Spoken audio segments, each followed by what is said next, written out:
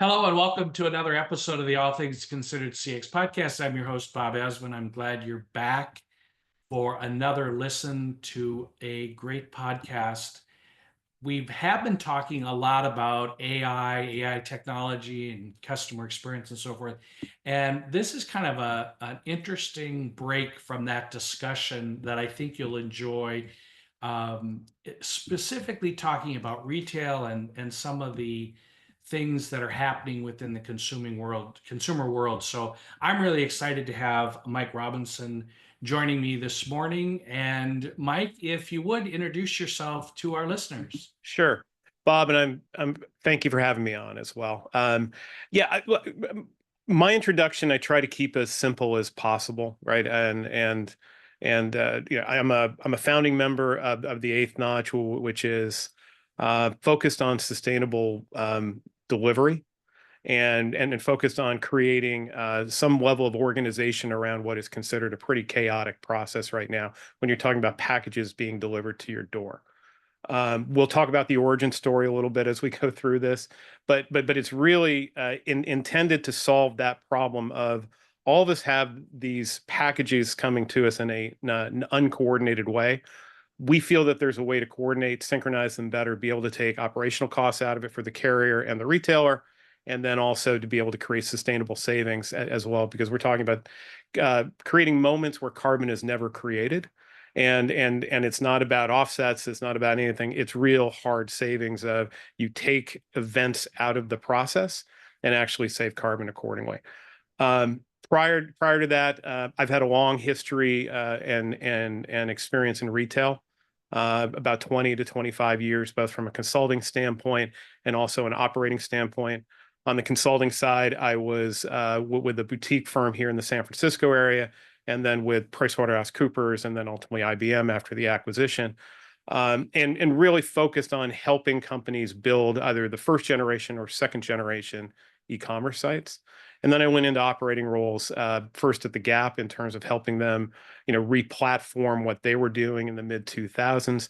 And then I had a chance in 2010 to go to Macy's and do something very similar, but also expand the channel. And when I got there, the channel was about 700 million in sales. When I left, it was 7 billion in sales. Part of that is, obviously we cannibalized a little bit of the stores, but we also ate up the competition and we hit the moment right. Throughout that time, and Bob, I'm sure you'll ask some questions on this. I became a zealot around customer experience, right? That became, I thought, first it was about transactions and speed, then it became about great experience, right? And how do you really help a customer think through the problem, but not have to, solve the problem themselves every time that they come shopping with you. So I'll pause there. I could go on for a while if you wanted me to. Uh, no, that's great background, and one of the reasons I was excited about having Mike join us is his retail background and how um, his perspective and his understanding of retail and e-commerce. And so it's a great lead into my first question, Mike, and that is, what's the state of CX? What's the state of e-commerce? You've got a great perspective. You've got a great background. What are you seeing? Where are we at? What's happening right now? Yeah, I think it's in the I think it's in an incredible stage of experimentation, right? I think about my own product discovery journey, right? It happens more on Instagram than anywhere else, right? And sometimes I'm doom scrolling, and sometimes I find something that I like. But in terms of introduction to new product or brands that I wasn't even aware of, it's happening for me more in the social space, but in a very specific space. I think X and others have tried to do things. TikTok is trying to do some things as well, but at least for me, Instagram has become that focal point.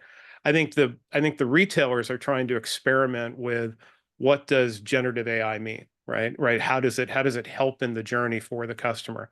And I don't think anybody's figured it out well, right?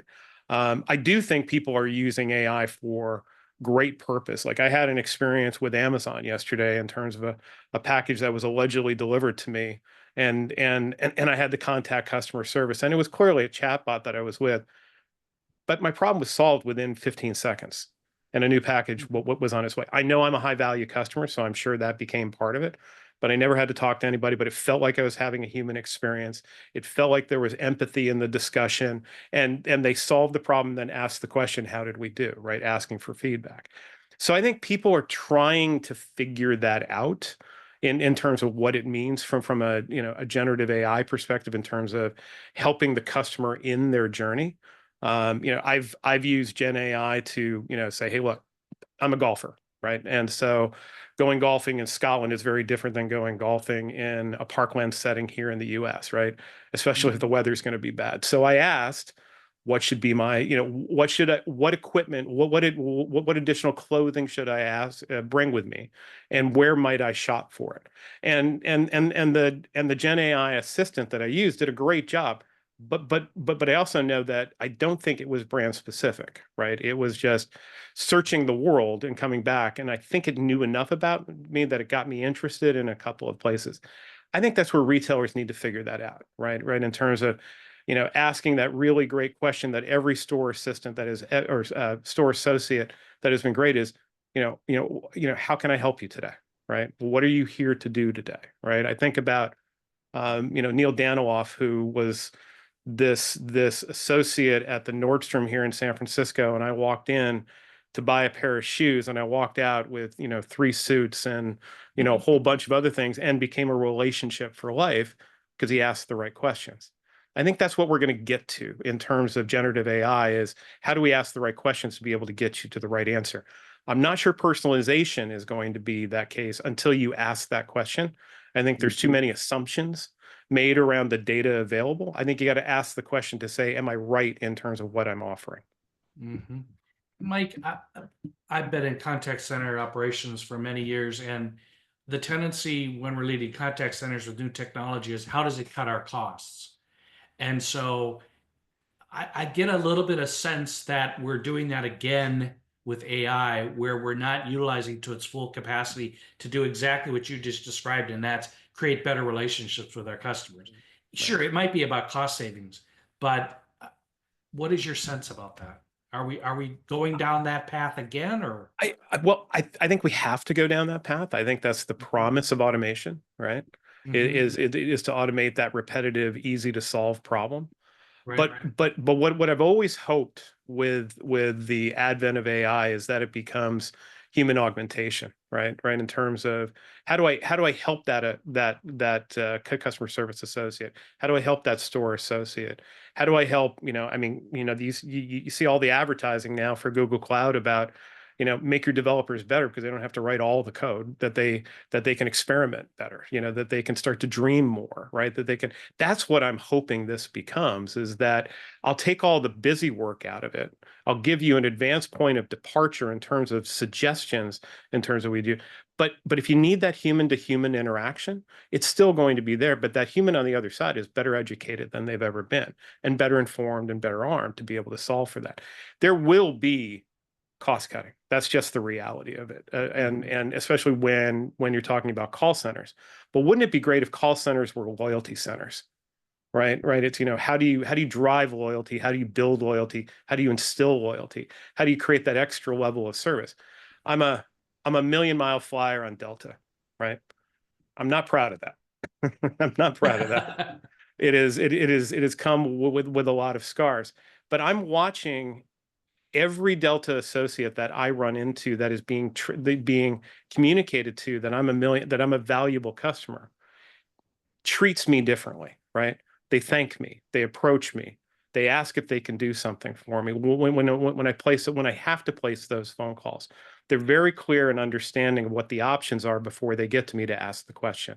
I never start over with them, right? And that to me, I think is now you're starting to create this loyalty virtuous cycle.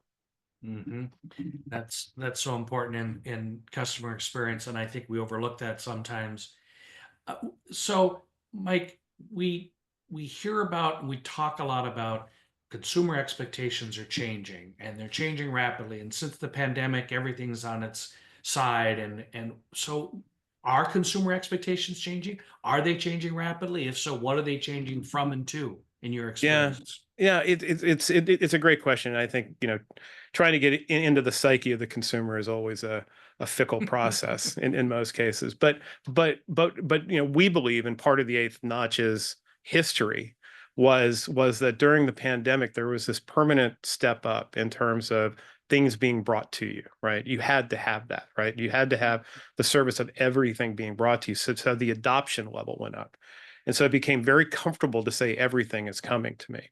I think that there's a recognition that that's still happening and that convenience is there, or that semblance of convenience is there in terms of I don't have to go out, I have it brought to me, but it's not necessarily convenient in terms of it's delivered. And frankly, I think people are starting to recognize that that there's an impact that is outside of right a sustainability or a it's a dangerous topic to jump into, but in terms of we think that there are better ways of being able to provide delivery capabilities that become much more sustainable, both operationally and from the carbon that is created associated with it.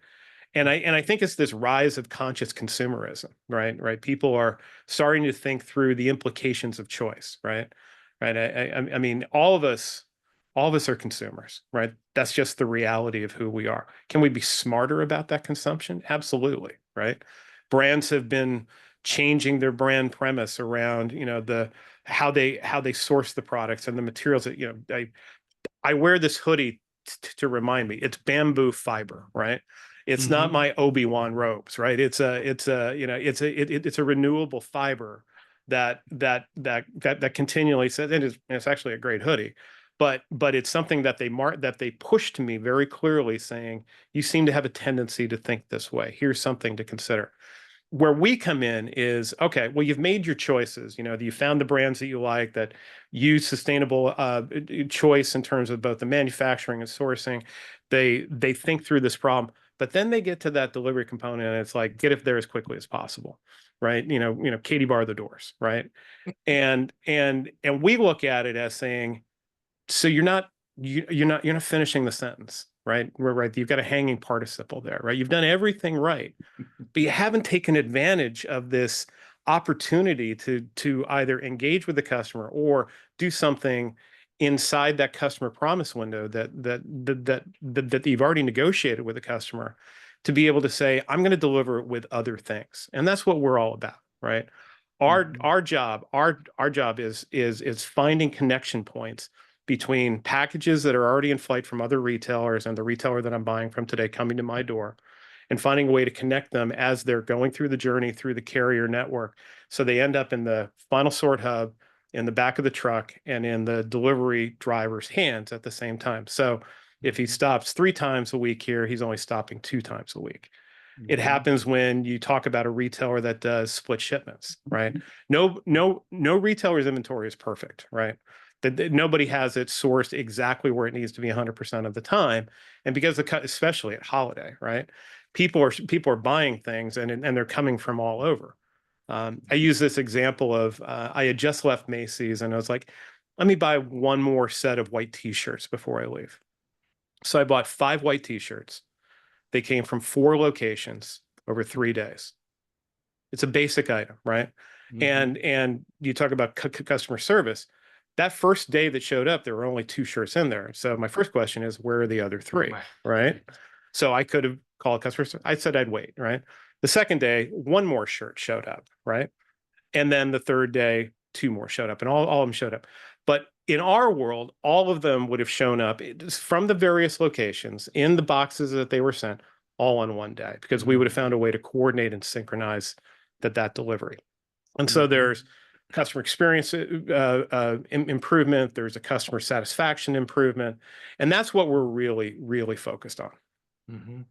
Okay, Mike. So I'm going to admit my guilt here. When I order something from Amazon and it gives me an option to be, I don't remember their term, it's not carbon conscious, but it's something like that. If I wait 2 days and consolidate the packages, and my reaction is, no, I need it tomorrow. Okay. Right? Because I think to some extent, I'm almost trained by, I mean, sometimes Amazon, I'm ordering at 8 o'clock at night and says it'll be there at 4 o'clock tomorrow morning, which, I really don't need you knocking on my door at 4 o'clock in the morning. But if you want to deliver it that early, go right ahead. So I'm kind of guilty. I hesitate, right? I think to myself, maybe I should do that. But then I say, no, I need it right away. So and hopefully I'm not alone on that. How do we close that gap and what you're doing at the eighth notch? Yeah. Yeah. Well, what I just recently wrote an article about this that'll be published is the Amazon conditions you. Amazon conditions the consumer, that they conditioned us to believe that free and fast was the most important thing. And then they took away the free part by creating Prime, right? Right. But it feels free, right? Because you get so much and they tell you how much you saved and all that stuff. Now it's about, that they're clearly looking at it through the operational lens. And the reason why you're getting something at 4 a.m.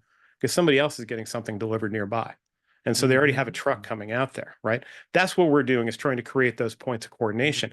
But they're going to condition the consumer to say, I'm going to give you something to think about, right? If you don't need it right away, I can get it there in 2 days. That they were doing incentives for a period of time, but right now I think the incentive more is the green leaf.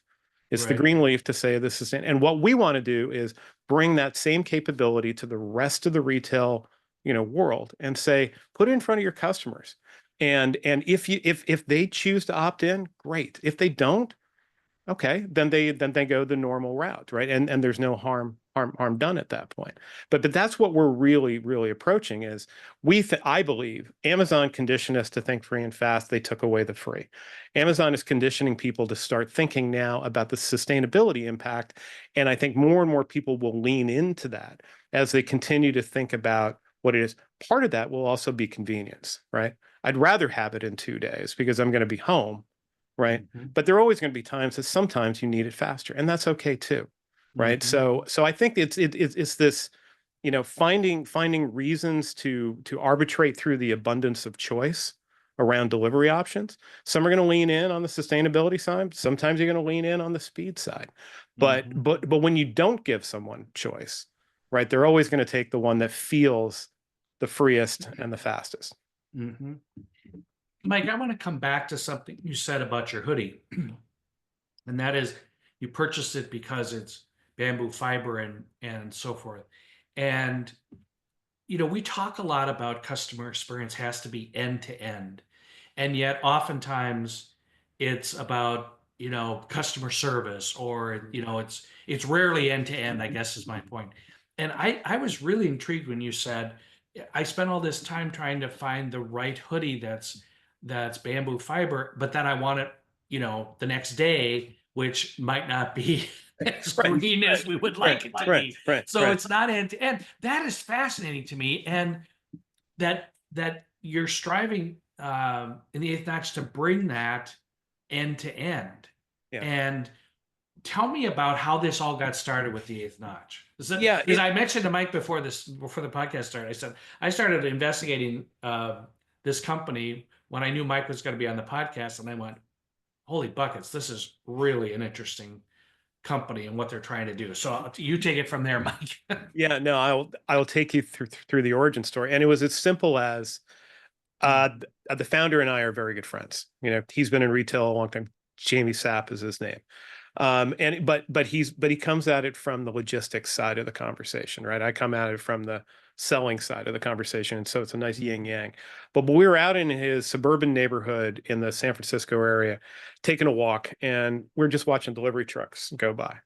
And he goes, "Does that happen in the city at your house?" I go, "Yeah, I'm on a quiet street, but there are delivery trucks coming in here all the time, and sometimes every once in a while you see FedEx trucks go by each other, right?" So it's terribly uncoordinated. He goes, "I want to build a business around that." He goes, "I don't think that is operationally sustainable. There has to be financial savings available associated with that if we can minimize the number of times that a truck has to stop each time and on their route." And then he and I started to riff in year one, and we goes, there has to be a carbon savings as well. And so we came up with this dual value creator, right, in terms of that each time that truck doesn't stop in front of your house, several dollars of savings. And we convinced the carrier that we work with, which unfortunately I can't mention, but it's one of the two major, and you could flip a coin and you'd be right half the time and wrong half the time, to share that with the retailer or the shipper to incent them to ship on the date that we tell them to. So our job is take all the carrier data of everything that's currently in flight, plus the time and transit tables from the origin, take all of the new orders that are coming from the retailer side, bring them together, analyze. We have our own proprietary AI to do some predictive analytics on it, and then find those moments that say the package coming to Bob that was going to ship today, if it ships tomorrow, will connect with another package that's already in motion going to Bob's house. Or Bob has multiple line items that are coming from different locations. How do we coordinate when they should start their journey so they all end up at the same time? Because sometimes the transit times are different between locations. And Jamie and I were talking about this, and we just kept riffing, and there was 1,000 different things that we can do with this, but we wanted to start with the address, the customer delivery address, as being the focus point. But when you start thinking about that, then it becomes, well, what about the two houses on either side that when the truck stops, they service? What about the neighborhood that they're in? What about the route, right? And when it's really done at scale, we're talking about, millions of dollars of operational savings, thousands of metric tons of carbon taken out, and trucks taken off the road. And so it becomes this self-fulfilling process that when you create, order out of chaos, back to Jamie's original point, which was, I want to fix this problem of all these trucks driving all over the place. I want to minimize the number of times that they're driving around, and I want to optimize the number of packages that they drop off. You can unlock just significant savings. I can imagine. And it's funny you mentioned this. This just happened to me last weekend where a FedEx truck arrived, delivered a package, and 2 hours later, another FedEx truck arrived and delivered another package. And I was thinking, I didn't need, you could have put them all both in the same truck. It wouldn't have mattered to me, but That's right. like you said, that can't possibly be efficient.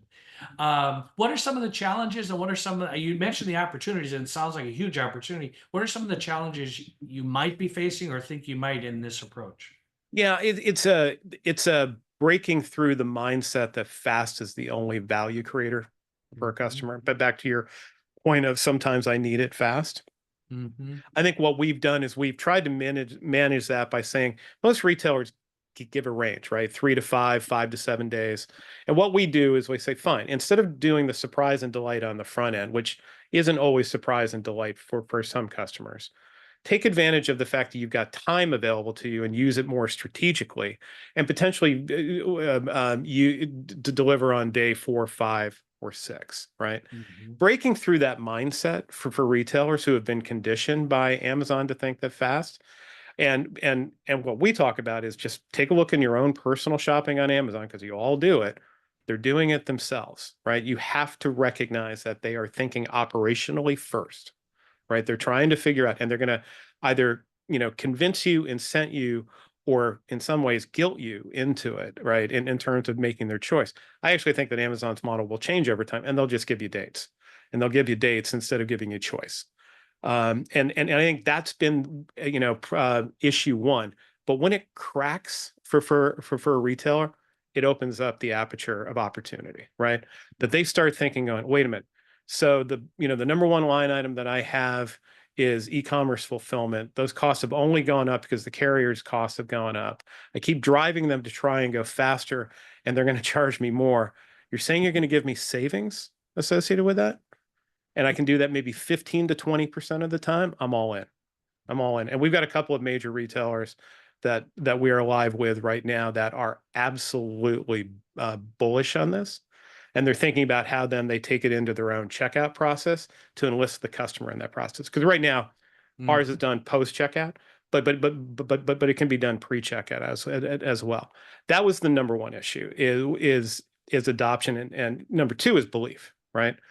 Is belief that this doesn't muck up something in the warehouse operation, and we've shown through analytics and through tests and experiments that we run, this all normalizes after about a week of going live.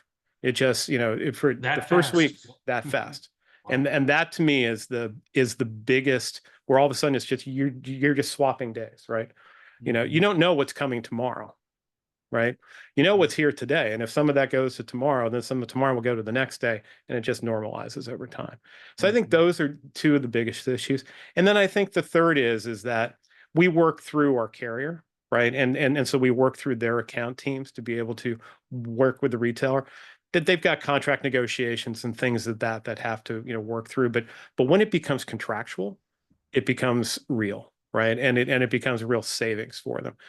And the fourth is and this is where I think that we're going to go in the next year or so is it's going to be a swap. It's going to be a change in terms of, yeah, those financial savings are great. I want that carbon savings Mm, because I need to answer that question, right? I've got a right. real need to answer that question. And that's something I can market and that's something I can push. And that's something I can drive back to our original conversation of loyalty around. So I think Hmm. those are the areas that we have focused on and have been breaking the back on consistently over the last 3 years. Yeah, and to your last point, Mike, many organizations have sustainability goals that they need to achieve and that they're holding themselves accountable to, or to their employees or stakeholders and boards. So that's also a plus for sure in your favor. Mike, I have to ask. Go ahead, Mike. No, I was going to say, and the change here is I'm not asking you to, to invest anything different other than invest in a little bit of software, right? I'm not asking you to change PP&E. I'm not asking you to do offsets, right? It's just Right. change a date. Take Hmm. advantage, use time more strategically that you've already negotiated with your customer. And that Yeah. to me, I think is when, again, I keep saying it, when the light bulb goes off, it becomes A, why hasn't it been done? And B, how quickly can I go? Absolutely. We're talking to Mike Robinson, the eighth notch. How did you get to the name, Mike? I have to ask before we start to wrap up here. Yeah, this is all Jamie. Jamie's dad was a railroad man, and so the eighth notch is the most powerful setting on the engine, Hmm. and it's also the most efficient setting on the engine. So we wanted to pay homage to his dad, but also pay homage to, that old can be renewed, right? In many ways, Hmm. shape, or form. And this fact that to your point, I spent all this time thinking about buying a sustainable hoodie, but I wanted it really quick, kind of like defeats the purpose. Think through the problem completely all the way through. And we want to really focus on that undiscovered country of sustainable fulfillment. Hmm. It's interesting too, Mike, that one of the I teach on an MBA graduate course on global operations strategy, and one of the activities that we do there is we read a case called the Biosphere Rules, and then we talk about sustainability and the discussion that and students present companies that are pursuing sustainability from the start. So not trying to layer it on, but companies that are built on sustainability, how they build their products and so forth. And the interesting discussion that flows from that is almost always about, did you buy that product because it was sustainable, or did you buy that product because you liked it and it happened to be sustainable? Fascinating conversations. And these are, mid-career management level students in their 30s and 40s and so forth. And that's even more of a fascinating discussion about what the mindset is on where we're at. And of course, as always, it's a mixed bag of opinions, but that's fascinating and aligns quite well with what you're doing with the eighth notch. Absolutely. And ultimately, I think that will become one and the same question. Right. And that, I mean, again, it's the mindset change that you mentioned. I use this analogy all the time. If you're trying to learn a foreign language and you're translating English to the foreign language, you haven't learned the foreign language until you think in the foreign language.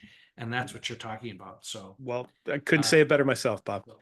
Mike, wow. I say this about all my guests, but time goes so fast we could talk for the rest of the day. But you have things to do. And so I just wanted to ask this final question of you before we wrap up. Where do we go from here, Mike? What's the future? What's CX? Where are we going? Yeah, it's a really great question that I'm not sure that anybody knows the answer to. I do think the things we talked about in the early part of the call, the role of generative AI in terms of, helping a consumer and allowing them to be more independent in their process, right? And it's and feel comfortable that it is personalized and connected to what they want to do is at the core of this. I think that sustainability will drive the conscious consumerism, and I think there will be a shift in the mindset, right? Uh, uh, Mhm. Associated with that. And I just, I believe that there's going to be a change in quantity of consumption as well. I think that we're going to get to this mass customization view of the world, right? Things that are made and good for Bob, right? Things that are made and good for Mike. They'll be different, Mhm. but they can be done in a mass customization manner. I think that Mhm. to me is going to be something. I mean, there's a that there's a lot for us to think about as we go through the next 20 years of, knock on wood, the 20 years happen, of what comes next. And I think there's going to be a shift. I mean, all of us buy too much. And look, I'm a capitalist at heart. I want people to buy. I need them to consume, right? I just want them to consume smarter. And I think Gen AI, conscious consumerism, mass customization will change the nature of how we get to that and get to the products that we truly, truly not only need, not only want, but need. Excellent. Mike, really a pleasure having you on the podcast today. Mike, if listeners want to learn more, how can they do that? What's the Sure. best way to get in touch? Yeah. You can reach out to us through our website at www.t8notch.com. You can reach out to me on LinkedIn. I am Mike Robinson at the Eighth Notch. Or you can email me directly at mrobinson@t8notch.com. Fantastic. Really appreciate your time today, Mike. It's been a pleasure. Thank you, Bob. You bet. Listeners, this has been another episode of the All Things Considered CX podcast. As always, if you've enjoyed it, please share it with your network and stay tuned for another episode of interesting topics related to CX.